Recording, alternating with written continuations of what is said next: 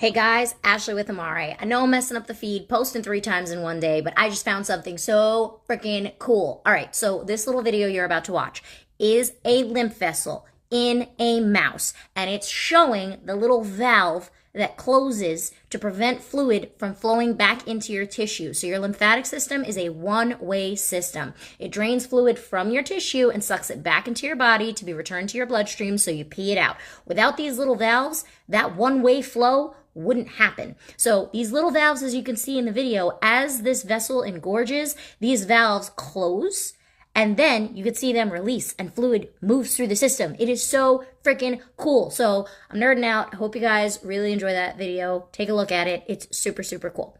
Okay, that's it. Ashley with Amare. Bye.